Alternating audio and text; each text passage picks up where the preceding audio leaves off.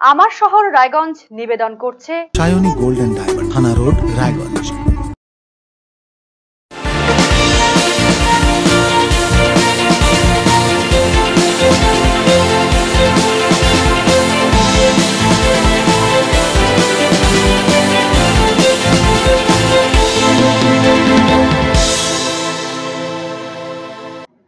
নমস্কার, আরসিটিভি সংবাদে আপনাদের স্বাগত। আমার শহর রায়গঞ্জ নিয়ে এই মুহূর্তে আপনাদের সাথে রয়েছে আমি লহমা। প্রথমেই যে খবরের দিকে নজর রাখছি, এ যেন প্রথা ভাঙার উৎসব। সমাজে নারীদের মঙ্গল কামনায় অনুষ্ঠিত হলো বৌমা ষষ্ঠী পার্বণ। রবিবার রায়গঞ্জ শহরের একটি রেস্তোরাঁয় এই অভিনব অনুষ্ঠানের আয়োজন করা হয়। জামাই ষষ্ঠীর মতো একই রীতিতে পালিত হলো মাঙ্গলিক উপাচার। শেষে ছিল ষোড়শ ব্যঞ্জনে ভুরি ভোজ পর্ব।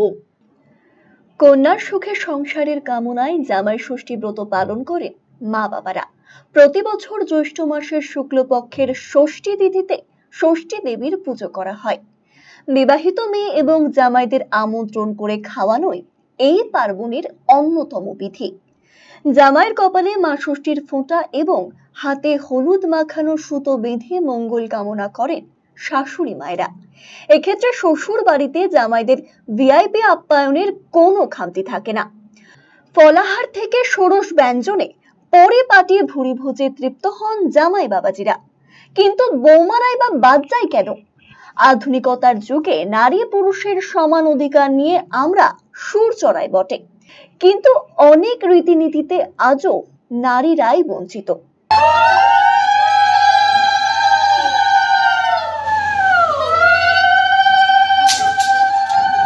তাই সেই নিয়ম ভেঙে এবারে জামাই ষষ্ঠীর 3 দিন আগে বৌমা ষষ্ঠী পালিত হলো শহর রায়গঞ্জে। শুনে অবাক হচ্ছেন নিশ্চয়ই। এভাবে চিরাচরিত সেই প্রথা ভেঙেই নতুন নিয়মে প্রাণ ভরা উৎসবে মাতলেন রায়গঞ্জ শহরের বেশ কিছু মহিলা। আর এই নজিরবিহীন উৎসবের সাক্ষী থাকলো আরসিটিভি সংবাদ। রবিবার রায়গঞ্জ শহরের একটি জনপ্রিয় রেস্তোরাঁয় এই বৌমা ষষ্ঠী উৎসব পালিত হলো সাড়ম্বরে। প্রধান উদ্যোক্তা একমুঠো হাসি নামের রায়গঞ্জের একটি সংস্থা। জামাই ষষ্ঠীর রীতি মেনে পুজোর পর বৌমাদের কপালে হলুদের টিপ পরিয়ে হাতে হলুদ সুতো বেঁধে দেন একে অপরকে, দিলেন পাখার হাওয়াও। এই মাঙ্গলিক উপাচারের পাশাপাশি স্পেশাল থালির মাধ্যমে চলল ভুরি ভোজ। উদ্যোক্তা কাকুলি সাহা যেমনটা জানিয়েছেন, সারা বছর আমরা সংসারের জন্য ভাবি, আজ একটা দিন আমরা নিজেদের জন্য পালন করছি। এতে সকলেই ভীষণ উৎসাহিত। কারণটা হলো, আমি একমুখাসের একটা প্রতিনিধি, আমাদের একটা মহিলা সংস্থা আছে। তো আমাদের ইচ্ছে হলো 364 দিন আমরা পরিবার আত্মীয় পরিজনদের নিয়ে ভাবি, তো একদিন আমরা আমাদের জন্য আমরা প্রত্যেকে ভাবছি আর কি। তাই আমাদের প্রতিটা মহিলাকে বলা হয়েছে, প্রতিটা মহিলা এখানে অংশগ্রহণ করেছে। আমরা মোট 30 জনের মতন অংশগ্রহণ করতে পেরেছি এখানে। সবাই আনন্দ করবো, সারাদিন কাটাবো এখানে হাসি মজা করে, একটা দিন আমাদের জন্য। কি করছেন আজকে? আজকের আয়োজন বলতে তেমন কিছু আয়োজন হয়নি, ছোটোখাটো একটা পার্টির মতন বলতে এই নাচ গান হবে আমাদের মধ্যেই, এখানেই হবে। আর দুপুরে সবাই প্রত্যেকে একটু খাওয়ার ব্যবস্থা হয়েছে, এই তো।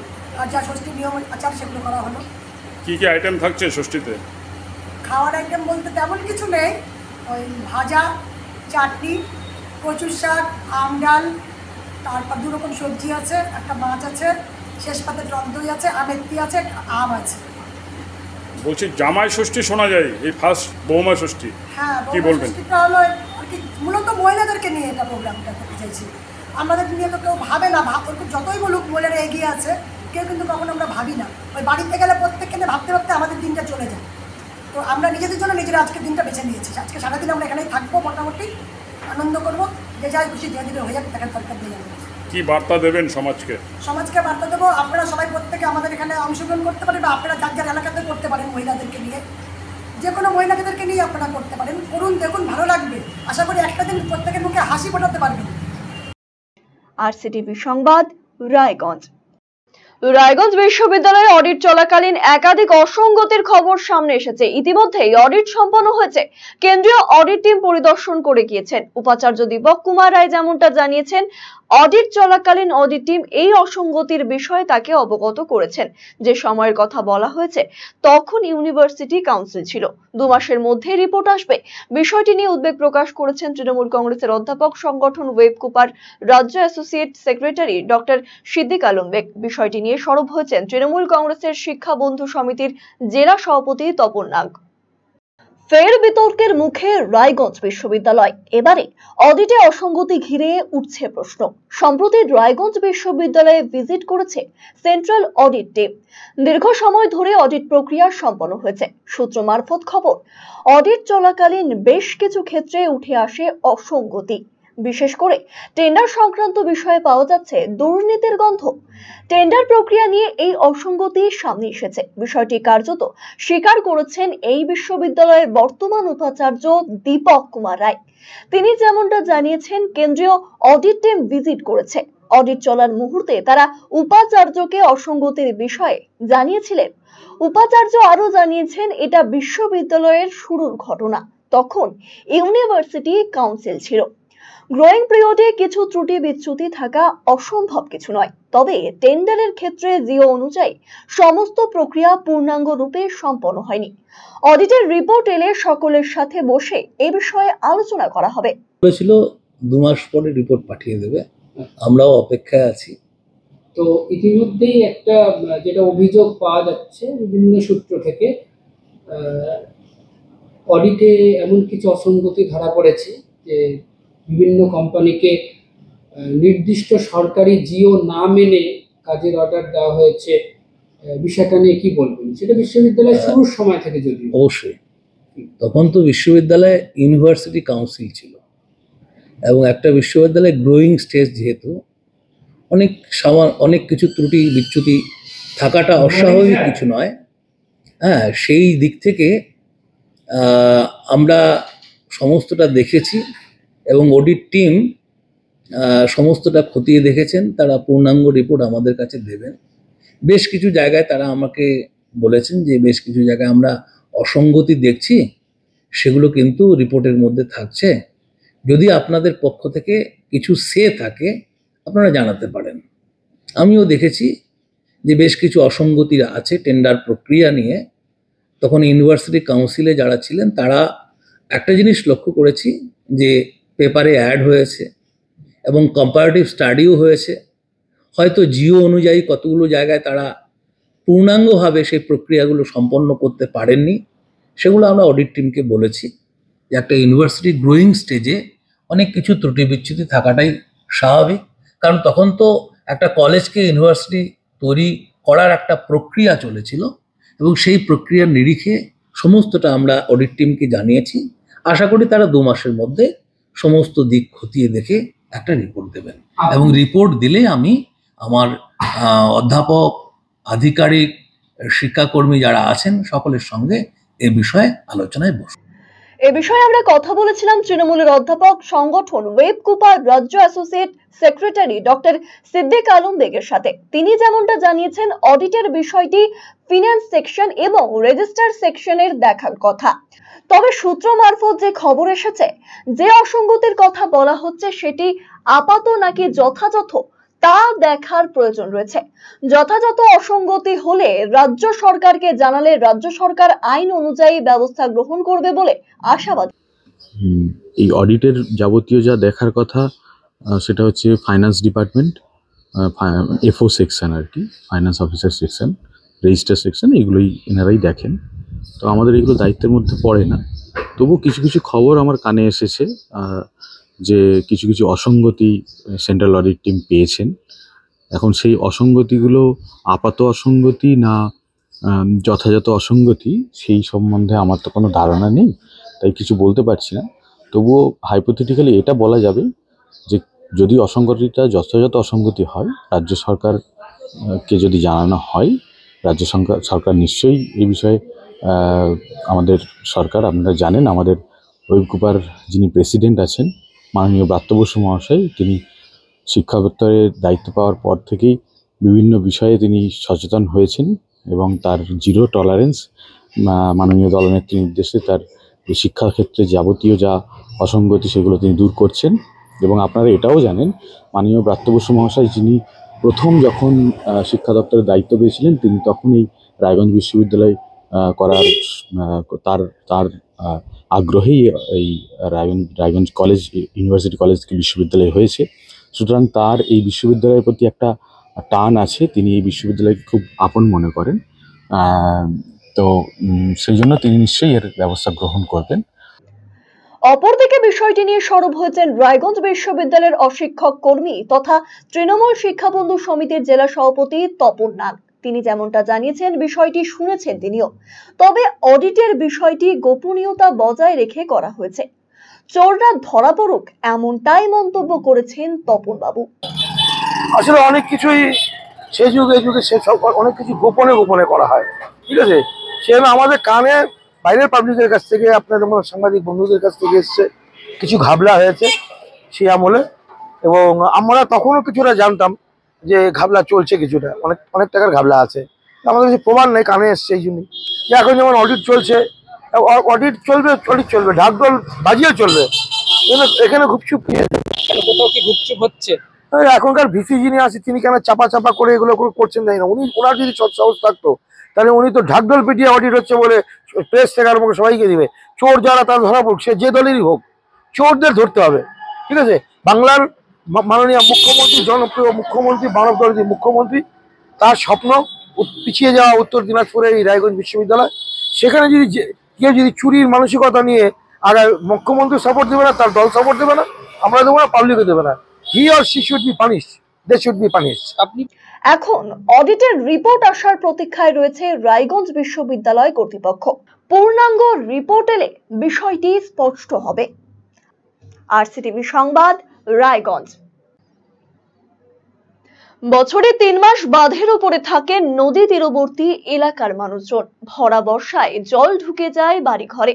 ছোট ছোট শিশু এবং গবাদি পশুদের নিয়ে আশ্রয়হীন হয়ে পড়েন এলাকার মানুষজন। তাই বর্ষার আগে এখন থেকে আতঙ্কে ভুগছেন রায়গঞ্জ শহরের 8 নম্বর ওয়ার্ডের শক্তিনগর এলাকার মানুষজন। এই যে একটা সমস্যা হচ্ছে, বর্ষা এলে এদের প্রাকৃতিক দুর্যোগ নেমে আসে এবং এদের বসবাস খুবই অসুবিধার মধ্যে হয়ে যায়। হ্যাঁ, জলের কারণে এরা 3 মাস বাঁধের উপরে থাকতে হয়। জল হয়ে যায়, বাড়িতে জল ঢুকে যায়, রাস্তাঘাটে জল হয়ে যায়, দোকানপাট যেতে অসুবিধা হয়। তারপরে বাঁধে থাকতে হয়, আমাদেরকে গরু ছাগল নিয়ে, বাচ্চা কাচ্চা নিয়ে খুব অসুবিধায় থাকতে হয়। জল বলতে কি, বর্ষা হলে জল জমে যায়, এটা দীর্ঘদিন ধরে জল সমস্যা হচ্ছে আমাদের। যখন নদীতে জল বাড়ে তখন আমরা সুইচ গেটটা বন্ধ করে দিই, আর বন্ধ করে দেওয়ার পরে কি হয়, 8-9টা ওয়ার্ডের ড্রেনের লাইন আমাদের এই ওয়ার্ডে আছে, যার জন্য প্রত্যেকটা ওয়ার্ডের জল এখানে এসে জমা হয়। প্রতিদিন 3 ইঞ্চি 4 ইঞ্চি করে জল জমে এবং নিচু এলাকায় যাদের বাড়ি তাদের বাড়িতে জল ঢুকে যায়। রায়গঞ্জ শহরের লাইফলাইন হিসেবে পরিচিত কুলিক নদী বর্তমানে খরা মরশুমে কুলিক শুকিয়ে কাঠ, পলি জমে নাব্যতা কমেছে কুলিকের। কিন্তু ভরা বর্ষায় এই কুলিক নদী ফুলে ফেঁপে হয়ে ওঠে আগ্রাসী। আর প্রতি বছর এই আগ্রাসী কুলিকের প্রভাবে যন্ত্রণা ভোগ করতে হয় রায়গঞ্জ শহরের 8 নম্বর ওয়ার্ডের শক্তিনগর এলাকার মানুষকে। বলা হয় নদীর ধারে বাস, দুঃখ 12 মাস। এই প্রবাদকে হাড়ে হাড়ে টের পান শক্তিনগরের বাসিন্দারা। রায়গঞ্জ শহরের মধ্যে এই এলাকাটি নিচু এলাকা হিসেবে পরিচিত। একপাশে পাহাড় সম উঁচু অংশ দিয়ে বিস্তৃত রেল লাইন, অপরদিকে নদী বাঁধ, আর মাঝে নিচু এলাকায় বসবাস করেন স্থানীয় মানুষজন। শ্রমজীবী খেটে খাওয়া মানুষই অধিক পরিমাণে বসবাস করেন এখানে। ভরা বর্ষায় তাদের দুর্দশার শেষ থাকে না। জল জমে যায় এলাকায়, ঘরে ঢুকে যায় জল, ফলে এলাকার মানুষকে আশ্রয় নিতে হয় বাঁধের ওপরে। সারা বছরে 3 মাস ঘরবাড়ি ছেড়ে থাকতে হয় তাদের। সামনেই আসছে বর্ষা, ফলে এখন থেকেই আতঙ্কিত এলাকার সাধারণ মানুষজন। বিশ্বনাথ সাহা নামের স্থানীয় এক ব্যক্তি জানান, প্রতি বছর বর্ষা এলেই এই এলাকায় জল জমে যায়, যার জন্য সাধারণ মানুষ চরম সমস্যায় পড়েন। বছরে 3 মাস এলাকার মানুষকে বাঁধের উপরে আশ্রয় নিতে হয়। প্রশাসনকে একাধিকবার জানানোর পরেও সমস্যার স্থায়ী সমাধান হয় না কখনো। জল নেমে যাওয়ার পরেও বাড়িতে এসে সমস্যায় পড়তে হয়। ঘরবাড়ি অনেকেরই পড়ে যায়, নতুন করে তার তৈরি করতে গিয়ে কাল ঘাম ছোটে। এই যে একটা সমস্যা হচ্ছে, বর্ষা এলে এদের প্রাকৃতিক দুর্যোগ নেমে আসে এবং এদের বসবাস খুবই অসুবিধার মধ্যে হয়ে যায়। হ্যাঁ, জলের কারণে এরা 3 মাস বাঁধের উপরে থাকতে হয়। প্রশাসনকে বা সবাইকে জানিয়ে তারা কোনো হেলদোল করেনি, ঠিক আছে। এবং এদের খুব মানে অসুবিধার সম্মুখীন হতে হয়। কোন সব পরিবারের বসবাস এই জায়গাটা? এখানে সব রকমের ফ্যামিলি থাকে, সব রকমের ফ্যামিলি বসবাস করে, ঠিক আছে। তাদের দিন আনা দিন খাওয়া লোক, তাদের যখন এই 3 মাস জল থাকে তাদের আর্থিক অবস্থা এমনি খারাপ। তার বর্ষার মধ্যে কোনো তাদের রিলিফ হয় না, কোনো কিছু হয়, কোনো কিছু পায় না তারা, ঠিক আছে।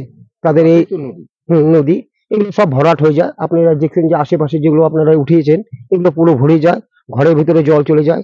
তারা যখন জল নেমে যায় তখন ওরা খুবই কষ্টের মধ্যে সম্মুখীন হতে হয়, কেননা তাদের ঘর ঠিক করা, কারো ঘর পড়ে যায়, হ্যাঁ, এইসবের জন্য কোনো প্রশাসন হেলদোল নেই।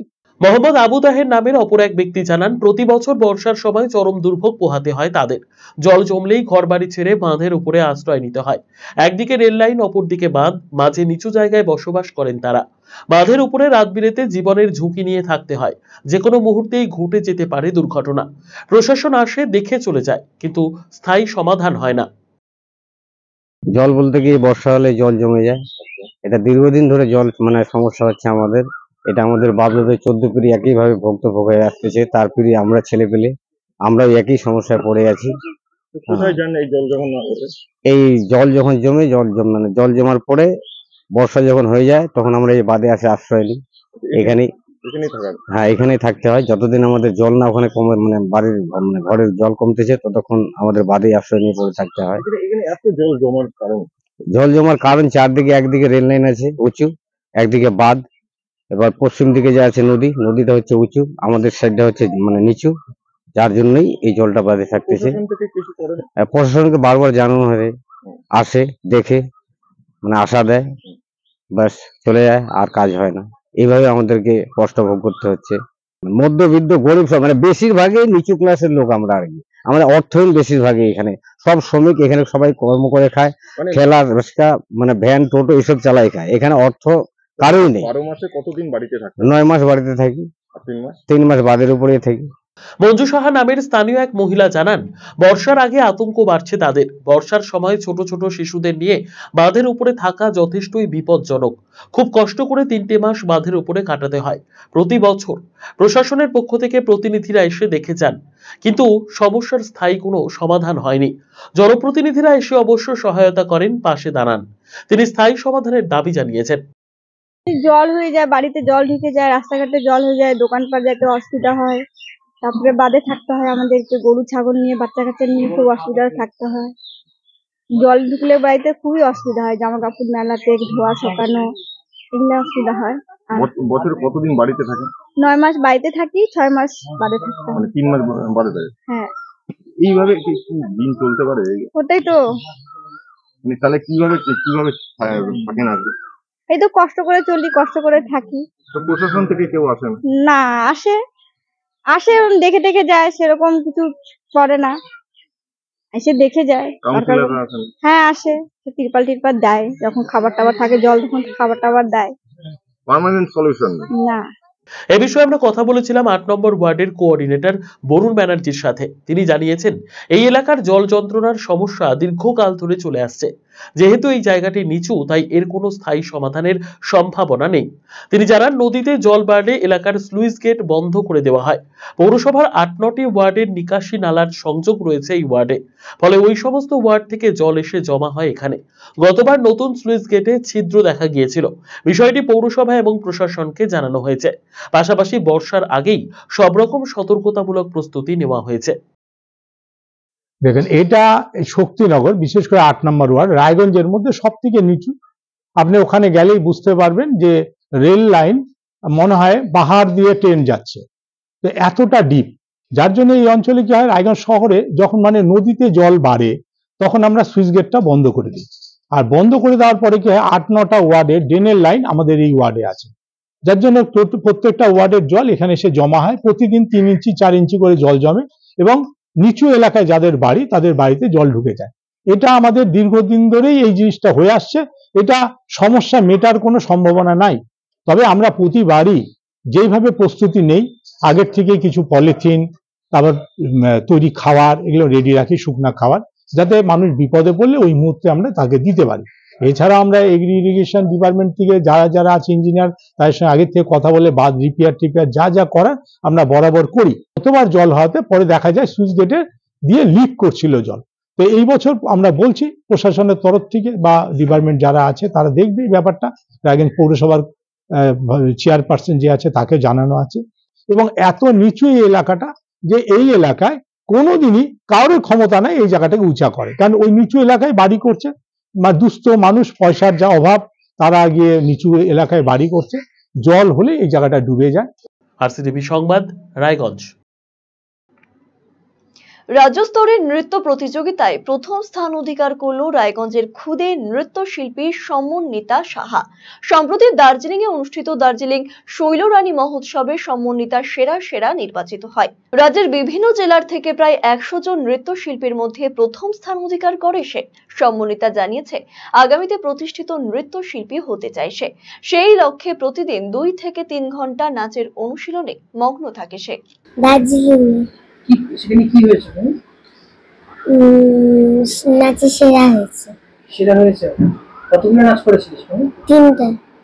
না, কি কি গানে নাচ করেছো তুমি? একবার নাচমা ফোক করেছি, রবীন্দ্র নজরুলের ফোক করেছি। কোন কোন গান মনে আছে? একবার নাচমা ওটা ফোক, আর সখী ওই বুঝি বাঁশি বাজে ওটা রবীন্দ্রনৃত্য, আর মুরলী বাজে বৃন্দাবনে ওটা নজরুল। 1 ঘন্টা 2 ঘন্টা। 1 ঘন্টা 2 ঘন্টা। মা নাচ করার জন্য বেশি বকা দেয় না পড়াশোনার জন্য? পড়াশোনার জন্য। পড়াশোনার জন্য। করতে ভালো লাগে না নাচ করতে? নাচ করতে ভালো লাগে। নাচ করতে ভালো লাগে। কি হতে চাও? ডান্সার হতে চাই।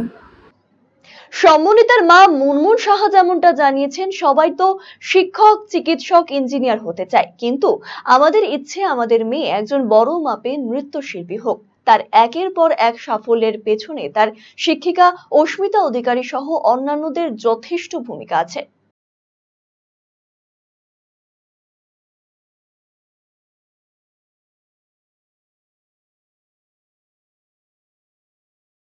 বিষয়টি হচ্ছে শৈলরানী মহোৎসবে আমরা গিয়েছিলাম। ওখানে 100 জনের মতন ক্যান্ডিডেট ছিল, তার মধ্যে আমার মেয়ে আউটস্ট্যান্ডিং রেজাল্ট করেছে। আর ওটা মাটিগাড়া দার্জিলিংয়ে হয়েছে। ওটা আমাদের মানে কি বলবো, উত্তরবঙ্গ দক্ষিণবঙ্গ মিলেই হয়েছিল। আর আমার মেয়ে যার কাছে নাচ শেখে, ডক্টর অস্মিতা অধিকারী বোস, সেই আমাদেরকে নিয়ে গিয়েছিল। হ্যাঁ, 24 to 26 তারিখ থেকে, হ্যাঁ মে মাসের 24 তারিখ থেকে 26 তারিখ 3 দিন ব্যাপী অনুষ্ঠান ছিল। তার মধ্যে দ্বিতীয় দিনে মানে আমার মেয়ে সমন্বিতা সাহা, উনি হচ্ছে সেরা হয়েছে। মেয়ের বয়স এখন 8 বছর। 8 বছরে 100 লোকের মাঝখানে সেরা? হ্যাঁ, খুবই ভালো লাগছে। আর এগুলোর পেছনে নিশ্চয়ই হচ্ছে আমার মেয়ের, যার কাছে হচ্ছে উনি ডান্স শেখে আমার মেয়ে, তার সবথেকে বড় আশীর্বাদ। আমি মা হয়ে খুবই গর্বিত যে আমার মেয়ে এরকম একটা আউটস্ট্যান্ডিং রেজাল্ট করেছে। আর আমি দিদিভাই আর আমার স্যার মানে প্রণব সরকার আর আমার ভাই আকাশ কর্মকার, তাদের কাছেও আমরা কৃতজ্ঞ। এটা ছিল সব বিষয়ের উপরেই, যেমন রবীন্দ্র, নজরুল, ক্রিয়েটিভ, ভারতনাট্যম, ওডিসি, মানে সব ধরনেরই ছিল। আমার মেয়ে হচ্ছে 3টাতে পার্টিসিপেট করেছিল, সেটা হচ্ছে নজরুল নৃত্য, রবীন্দ্র নৃত্য আর ফোক ডান্সে। 3টাতেই আমার মেয়ে ফার্স্ট হয়েছে আর আউটস্ট্যান্ডিং রেজাল্ট করেছে। গোটা অডিটোরিয়াম আমার মেয়েকে আউটস্ট্যান্ডিংভাবে হাততালি দিয়ে আমার মেয়েকে হচ্ছে মানে আনন্দের সহিত অভিনন্দন জানিয়েছে। এটাই আমার কাছে বিশাল বড় পাওয়া। সবাই চায় যে তার সন্তান ডাক্তার, ইঞ্জিনিয়ার সবই হোক, কিন্তু আমি সত্যি মন থেকে চাই যে আমার মেয়ে যেন একটা ডান্সারই হয়। এবারে যে খবরের দিকে চোখ রাখছি, রক্তদান জীবনদান, এই বার্তাকে সামনে রেখে বিশেষ উদ্যোগ গ্রহণ করলো পুলিশ। রায়গঞ্জ পুলিশ জেলার উদ্যোগে এবং রায়গঞ্জ থানার ব্যবস্থাপনায় একটি স্বেচ্ছায় রক্তদান শিবিরের আয়োজন করা হয়। এদিন রায়গঞ্জ থানা প্রাঙ্গণে এই শিবিরটি অনুষ্ঠিত হয়। অতিরিক্ত পুলিশ সুপার কুন্তল ব্যানার্জি সহ রায়গঞ্জ থানার একাধিক আধিকারিক এই শিবিরে রক্তদান করেন। অতিরিক্ত পুলিশ সুপার কুন্তল ব্যানার্জি, আইসি বিশ্বাস রায় সরকার সহ অনেকেই উপস্থিত ছিলেন এই অনুষ্ঠানে। সকলকে রক্তদানে এগিয়ে আসার বার্তা দেন আইসি।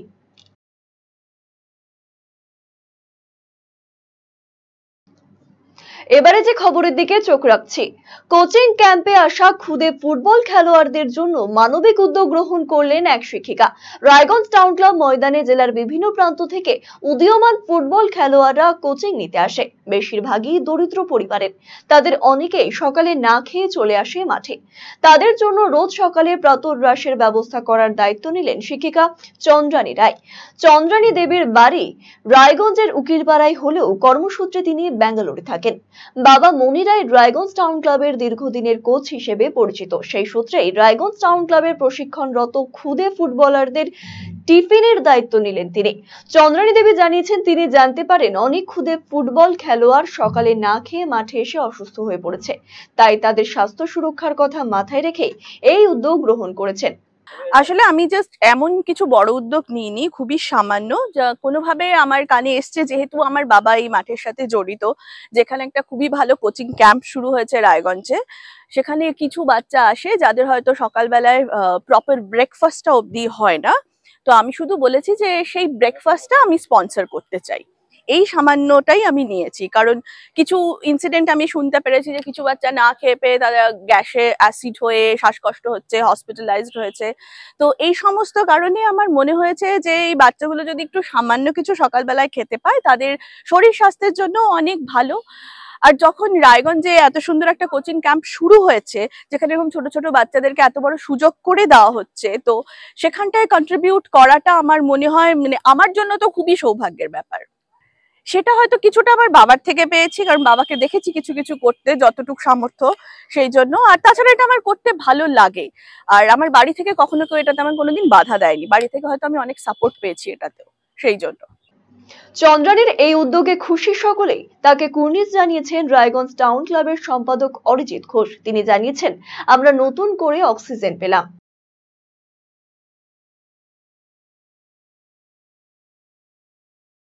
এটা আমাদের রায়গঞ্জ টাউন ক্লাব এবং ইনস্টিটিউটের তরফ থেকে এত সুন্দর একটা উদ্যোগ নিল, তাই ওকে সাধুবাদ জানাচ্ছি এরকমভাবে এগিয়ে আসার জন্য। ও অ্যাকচুয়ালি আমাদের কোচ মনিরার মেয়ে, ও ব্যাঙ্গালোরে থাকে। এরকম যে একটা আমাদের এই স্পন্সর করার জন্য আমরা নতুনভাবে অক্সিজেন পেলাম, এইভাবে আমরাও খুব চিন্তিত ছিলাম। এতগুলো ছেলে মেয়ে, কারণ ফুটবল জেনারেলি আমরা যারা ফুটবল খেলতাম বা খেলি তারা গরিব ঘর থেকেই এসেছি। অনেক ছেলে মেয়ে না খেয়ে আসে মাঠে। আমরা যেটুকু পারি আমাদের কোচরা, আমাদের দাদারা এটা করে থাকতো, কিন্তু এইভাবে রেগুলারলি আমাদের সম্ভব হতো না। আজ থেকে কাল থেকে আমাদের এই রেগুলারলি এটা আমাদের সম্ভব হবে। এই জন্য আমরা তো খুব খুশি। তাছাড়া আমাদের ক্লাব থেকেও ওকে অনেক ধন্যবাদ এই স্পন্সর করার জন্য। আমাদের এখানে খেলোয়াড়রা টোটাল ডিস্ট্রিক্ট থেকেই আসে, রায়গঞ্জের লোকালও কিছু আসে, কিন্তু আমাদের এইখানে বাইরে থেকেও আছে অনেক, এখানে রেসিডেন্সিয়াল থেকে করে। আপাতত আমাদের মাঠটা তৈরি হচ্ছে নতুনভাবে, এই জন্য আপাতত ক্যাম্পটা ছোট করে চলছে। কিন্তু আমাদের এখানে কুচবিহার, আলিপুরদুয়ার, বিহার, ঝাড়খণ্ড, এইসব জায়গার থেকেও, মালদা, পার্শ্ববর্তী জেলাগুলোতে তো আছেই, রেসিডেন্সিয়াল ক্যাম্পই চলে এখানে। হ্যাঁ, আর এখন তো আমাদের এই ইটাহার, কালিয়াগঞ্জ, রায়গঞ্জ এই ছেলেরা আসছে না। অ্যাকচুয়ালি আমরা সরকারি সাহায্য সেভাবে আমরা আবেদনও করিনি, হ্যাঁ, যে দেখিনি এটা পাই কিনা। এর আগে আমাদের স্পন্সর ছিল ওরিয়েন্ট জুয়েলারি। তা এরকম স্পন্সরশিপ আমরা প্রাইভেটলি পেয়ে থাকি, আমরা সরকারে সেভাবে আবেদন করিনি, করে দেখতে হবে। আমার শহর রায়গঞ্জ এখনকার মতো এ পর্যন্তই। পরবর্তী সমস্ত খবরের জন্য চোখ রাখুন RCTV সংবাদে। নমস্কার।